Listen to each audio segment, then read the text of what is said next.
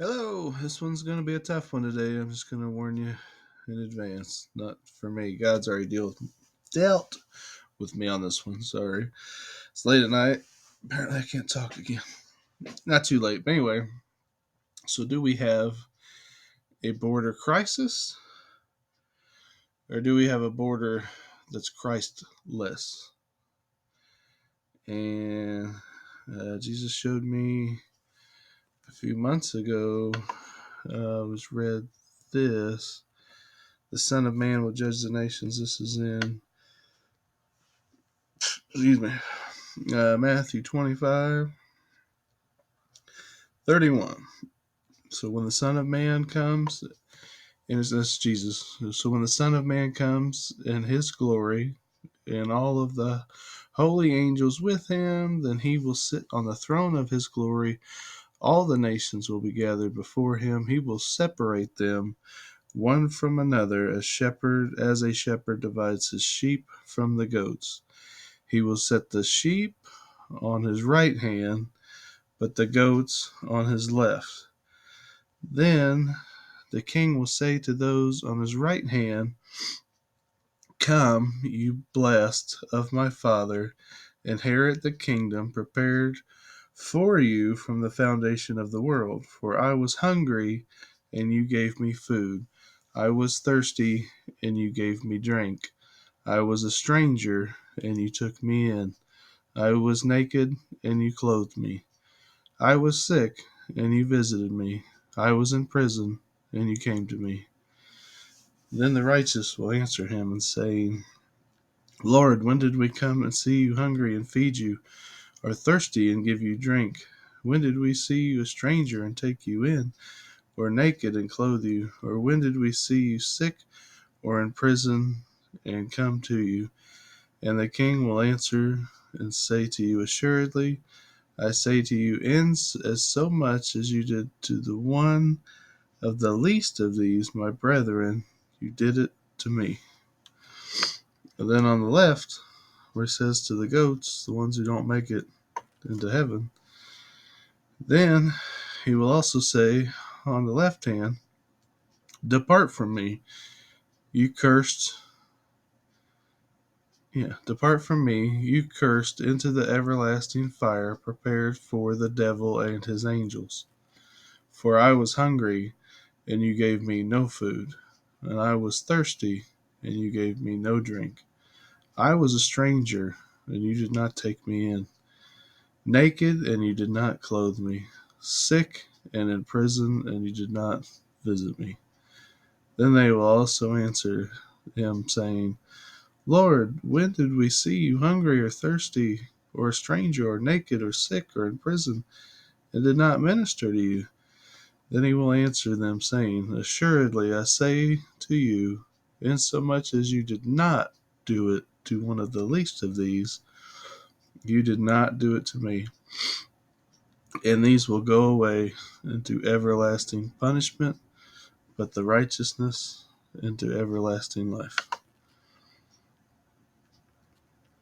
And that's it on that. But yeah, God, Jesus had showed me all this. Look at this, 8,000. We all know, we've seen it. So here's the thing. Yeah, and I was, and I voted Trump, and I had this happen in 2008 where I lost my job. People who wanted to work for nothing, just come in the country, and so I understand all that. We also have, just this week, we've had, excuse me, I got my nose ring. We have, we found tuberculosis at the border. We found, uh, there was a skin eating disease, like flies would lay eggs in people and eat your skin away. And, smallpox. Well, that's been coming for a long time. Smallpox, tuberculosis, diseases we've long since wiped out here are coming through. So here's the problem with this down here is that this is all political. This is all in this. If you want, I'll post a link to the Epic Times, and I'll make sure I get no views. Um, I'll post it anyway. It's called border deception. Our U.S. government is paying, with the United Nations, is paying for this. And they're issued federal IDs. And we're paying their whole trip. I'm not talking from Texas.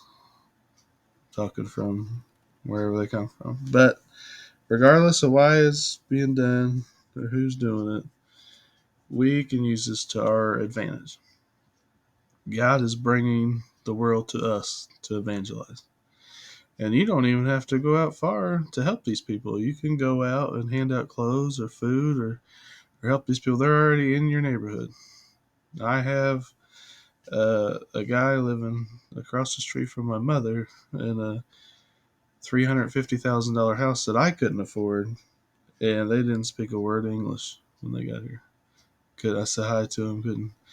Now they've been here a few months, and they're nice people. And they can speak just a little bit of English.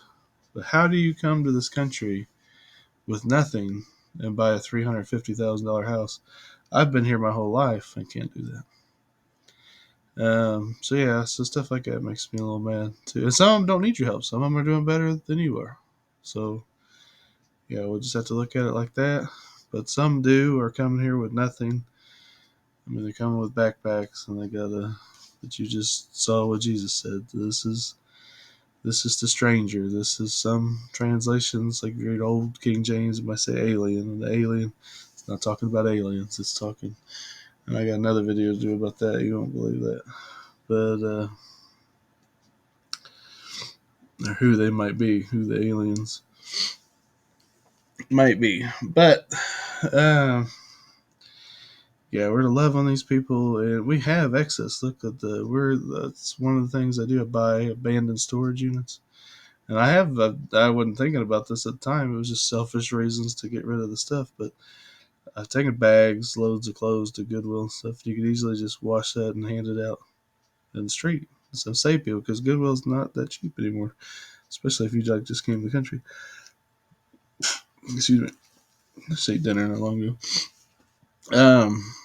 So yeah, these people coming here. Imagine going to a country coming with nothing, and so I can kind of put myself in their place. So regardless of why it is, because we know it's all political.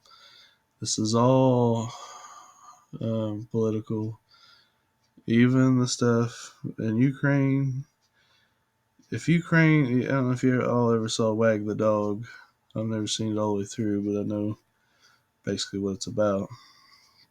So if you've seen that, that's what we're going through with Ukraine and Russia right now. If that were a real war and not Wag the Dog, that war would have been over in about 8 minutes with Russia winning. I'll just leave it at that. Be lucky to get this video through sharing what I'm going to share, but we can use this to our advantage, because now think of the money we had to spend and having to give to all the TV preachers so that they could buy airplanes so that they could go reach the lost. Well, they don't have to do that now. You can go down to Walmart and reach the lost. You know, I mean, I'm not saying they're all lost, because a lot of these people are saved. So I mean, but we can welcome them in and say you're welcome, and to hell, it's all gonna even out. Like the more people we have here, it will create jobs, and um, it'll balance the economy out. Whether you have, and in case you don't know this, um, young people are dying at an extraordinary rate, along with older people. So now we have the same death rate now, almost like, and in some cases worse in some areas than we had in 2020. Now the what hasn't been bad for 2 years, but yet still we have a 30% rise in death among all age groups, 40% in teenagers. 40% rise. That's again, I don't want to say too much about that, but the probability of that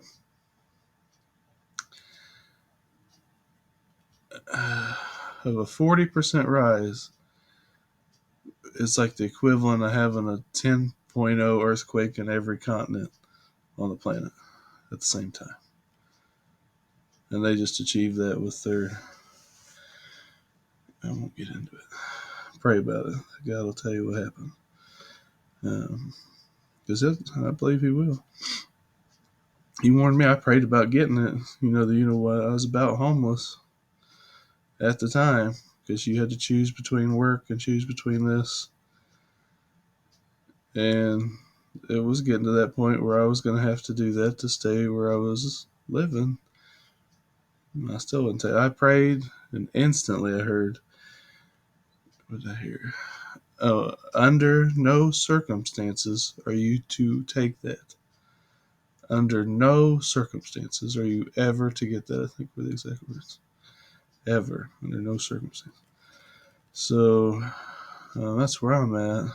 But so that's the other thing. We've had like 300, I think, and 23 legal entrances. What is wrong with bringing people in legally?